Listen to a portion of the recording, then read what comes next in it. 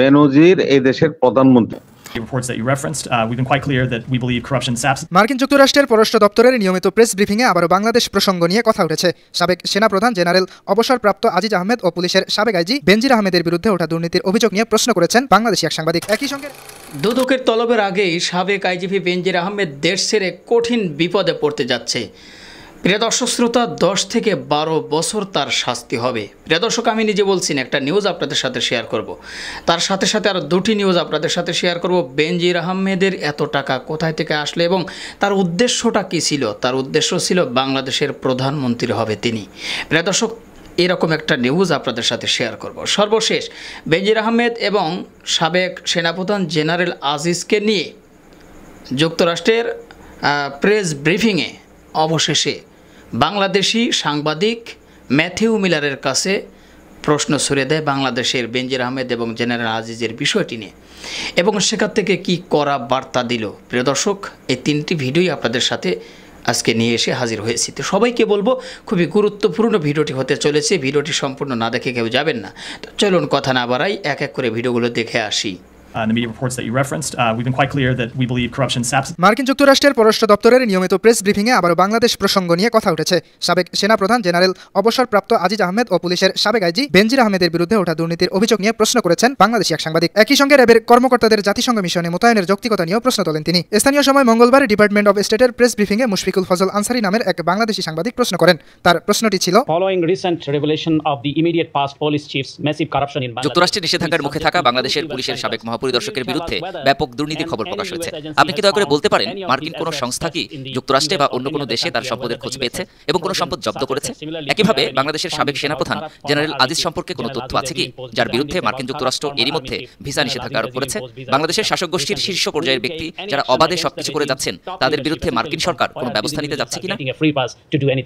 জবাবে Matthew Miller বলেন, আপনার প্রথম প্রশ্নের জবাবে সম্মানের সঙ্গে জানাচ্ছি, নতুন করে ঘোষণা দেওয়ার মতো আমার হাতে কিছু নেই। দ্বিতীয় প্রশ্নের জবাবে বলছি, আপনি যেসব অভিযোগ ও সংবাদ মাধ্যমের যেসব প্রতিবেদনের কথা উল্লেখ করেছেন সে সম্পর্কে আমি জানি। আমরা স্পষ্ট করে বলেছি, মার্কিন যুক্তরাষ্ট্র শুরু থেকে দুর্নীতির বিরোধিতা করে আসছে। দুর্নীতি অর্থনৈতিক প্রবৃদ্ধি কমিয়ে দেয়, উন্নয়নকে বাধাগ্রস্ত করে, সরকারকে অস্থিতিশীল করে ও গণতন্ত্রকে দুর্বল করে।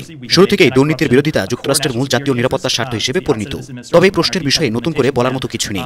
আমরা কখনো নিষেধাজ্ঞা বা অন্যান্য পদক্ষেপের বিষয়ে আগে থেকে কিছু বলি না।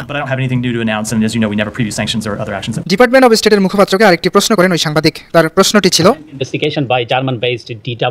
জার্মান ভিত্তিক ডয়চে ভেলে এবং সুইডেন ভিত্তিক নেত্র নিউজের যৌথ অনুসন্ধানে জানা গেছে, র্যাপিড অ্যাকশন ব্যাটালিয়ন র্যাবের সাবেক ও বর্তমান সদস্যদের নিয়মিত জাতিসংঘ শান্তিরক্ষী হিসেবে মোতায়েন করা হয়। মার্কিন নিষেধাজ্ঞা মানবাধিকারের চরম লঙ্ঘনের জন্য হতে পারে।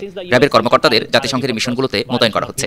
এ নিয়ে যুক্তরাষ্ট্র কতটা উদ্বিগ্ন, যেখানে মার্কিন যুক্তরাষ্ট্র উল্লেখযোগ্য তহবিল দেয়, প্রায় 27% তহবিল মার্কিন করদাতাদের অর্থ থেকে।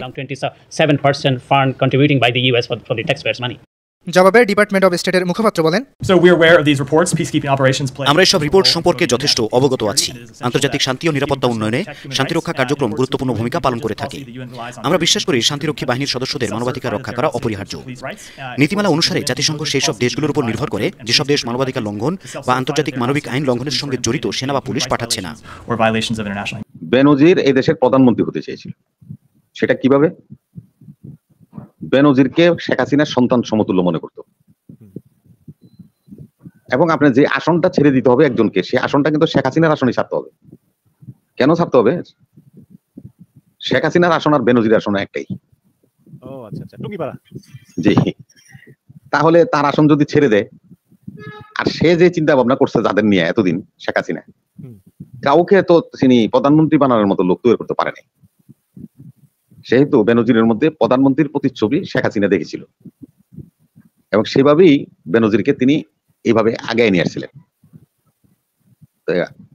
এটা হলো দুর্ভাগ্যের বিষয়। তবে রবি ভাই, বেনজিরও কিন্তু সুবিধা নিয়েছে।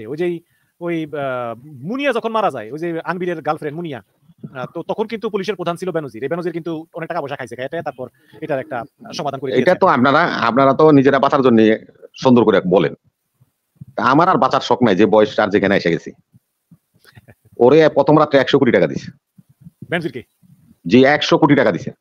মানে যেই রাতে মারা গেছে ওই রাতেই মুনিয়া ওই রাতে ওকে 100 কোটি টাকা দিছে। তখন আনবির গ্রেফতার হয়ে যেত, নির্দেশ হয়ে গেছে। ওরে গ্রেফতার না করার জন্য 100 কোটি টাকা নিছে। পরবর্তীতে পুলিশের দায়িত্ব ছিল, আপনি একটা অভিযোগ করছেন, এটা সত্য হোক আর মিথ্যা হোক, ওই মুনিয়ার বোন যে অভিযোগটা করছে মামলা করছে, সেই মামলার কারণে পুলিশ তাকে জিজ্ঞাসাবাদ হলো তো একবারের জন্য নিবে, এই মামলায় জিজ্ঞাসাবাদ না করার জন্য আবার 100 কোটি টাকা নিছে। সর্বে সাকুল্যে 500 কোটি টাকা দিয়ে মুনিয়া হত্যাকাণ্ডকে চাপা দিছে বসুন্ধরার মালিক আহমদ সুবহান আকবর। এবং ওই সময় কইছে যে বেনজির তো চাকরি কতদিন পর্যন্ত থাকবো, একদিন তো চাকরি শেষ হইব যদি মরে না যাস, তুই আমার তো জানিস তার 4 গুণ বেশি তোর আমি উসুল করে লইলাম। এবং তাহলে সেটা কি হচ্ছে নাকি? সেটাই হচ্ছে, সেটাই হচ্ছে, এটাই হলো truth, not only truth, universal truth. আমাদের সাংবাদিকরা, আমাদের টক শোতে এসে বক্তারা, তারা সত্য কথাটা বলে না, এটাই ইউনিভার্সাল ট্রুথ, এটাই সত্যটা। এখানে প্রধানমন্ত্রীর কলম অসহায় হয়ে গেছে, রাষ্ট্রপতির কলম বন্ধ হয়ে গেছে। বেনজির এত বড় স্বার্থ ত্যাগ করে এই আজিজ তাদের সকল মান মর্যাদা ভুলণ্ডিত করে ন্যাক্কারজনক ভাবে হাসিনাকে ক্ষমতায় আনছে। 14 থেকে 18 পর্যন্ত এই তরির মাঝি ছিল না বেনজির আর আজিজ। তারা কল্পনাও করতে পারে নাই প্রধানমন্ত্রীর আশীর্বাদের ছোঁয়া তাদের কাছ থেকে সরে যাবে। আজকে তো টক শোতে এসে এই কথা বলে গেলাম। আরেকটা ইনফরমেশন আপনাকে দিয়ে যাই, কোন এক সময় বেনজির এবং আজিজ 164 দিবে। যেমনি ভাবে আমাদেরকে অস্ত্র সামনে রেখে প্রদর্শনী করে, সেদিন এরাও আয়সা টক শোতে বসে এরাও আয়সা পুলিশের ছত্রছায়া 164 বলবে জনতার উদ্দেশ্যে কার কার কথায় হেফাজতের লোকদের উপর হামলা হয়েছিল, কার কার কথায় 14-18 নির্বাচনে কিভাবে সংগঠিত হয়েছিল। এই সত্য কথাগুলি ওরা নিজেরা এই প্রেসের সামনে বসে বলবে, সেই দিন বেশি দূরে নয়। আমি আপনার কথার সমর্থনে একটা কথা বলি। আমার মনে হয় কি জানেন, আমার মনে হয় বেনজির এখন অলরেডি দেওয়া শুরু করেছে। কারণ বেনজির চিন্তা করেছে যে বেনজির চিন্তা করতো আর কি যে শেখ হাসিনা তাকে খুব ভালো জানে এবং ভালো তো বাসতো শেখ হাসিনা। কারণ একটা লোককে মহানগর পুলিশের প্রধান, র্যাবের প্রধান, তারপরে পুরো বাংলাদেশ পুলিশের প্রধান, অনেক কিছু, তারপরে স্যাংশন প্রাপ্ত লোক। তো এরপরে তার খুব একটা আশা ছিল যে সরকারি চাকরি থেকে রিটায়ার করলে 5টা বছর কিন্তু ওয়েট করতে হয়, তাই না? তো ওই 5টা বছর যাতে ওয়েট করা না লাগে এর জন্য একটা মামলা বেনজির বেনামিতে করিয়েছিল আদালতে, কিন্তু আদালতে তার রায় নির্বাচনের আগে বেরোয়নি, ফলে বেনজির আর নির্বাচন করতে পারেনি। কিন্তু আস্তে আস্তে বেনজিরের কাছ থেকে সবাই দূরে সরে এসেছে। তার আরেকটা কারণ হচ্ছে গোপালগঞ্জ কিন্তু শেখ হাসিনার নিজের এলাকা। শেখ হাসিনার ফুফাতো ভাই, চাচাতো ভাই, অমুক ভাই, তমুক ভাই সবই তো গোপালগঞ্জের। ওই যে সাবিক গ্রুপের ভাই কর্নেল ফারুক সবাই। এখন বেনজির যদি গোপালগঞ্জের কোনো একটা আসন থেকে নির্বাচন করতে চায় তাহলে তো কাউকে সরে দাঁড়ানো লাগবে। যেমন সাকিব আল হাসানের কারণে শেখর সরে দাঁড়িয়েছে, এমন ভাবে তো একজনে তো সরে দাঁড়ানো লাগবে। এই কারণে গোপালগঞ্জের সবাই এক হয়েছে যে না, আমরা যারা আছি তারা বেনজিরকে আর উঠতে দেব না।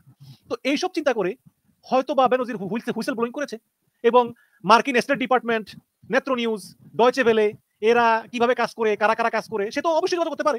হয়তো এটাও বলতে পারে যে ভাই যা করছি এখন আমি রাজসাক্ষী হই ইনফরমেশন দেই, তো তোমরা আমাকে মাফ করো, এরকম হতে পারে।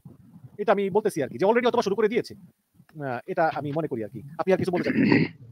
জি মিশন ভাই, বাপে কেউ ছাড়ে না। আমি তো একেবারে লে লেভেলের কথাবার্তা বলি। হ্যাঁ, আমার দর্শক তারাও পছন্দ করে এগুলি। যে হ্যাঁ, আমিও তো স্টাইল করে কথা বলা আমি ভালো পছন্দ করি না। প্রিয় দর্শক শ্রোতা, ভিডিওগুলো আপনারা দেখলেন, অবশ্যই এবার আপনাদের মূল্যবান মতামত জানার পারা কি জানলেন বুঝলেন, অবশ্যই আপনাদের মূল্যবান মতামত ভিডিওর কমেন্ট বক্সে জানাতে ভুলবেন না। আর হ্যাঁ, পারলে ভিডিওটি শেয়ার করে সবাই দেখার সুযোগ করে দেবেন। আর আমাদের এই চ্যানেল এখন পর্যন্ত যারা সাবস্ক্রাইব করেনি, প্রতিনিয়ত এই ধরনের সকল প্রকার নিত্য নতুন আপডেটগুলো পেতে আমাদের চ্যানেলটি সাবস্ক্রাইব করে আমাদের সাথে থাকবেন। আর যারা সাবস্ক্রাইব করেছেন তাদেরকে অসংখ্য ধন্যবাদ জানিয়ে ভিডিওটি এখানে শেষ করছি। আবারও দেখা হবে, কথা হবে নতুন কোনো টপিক, নতুন কোনো ভিডিও নিয়ে। সে পর্যন্ত সবাই ভালো থাকবেন। আল্লাহ হাফেজ।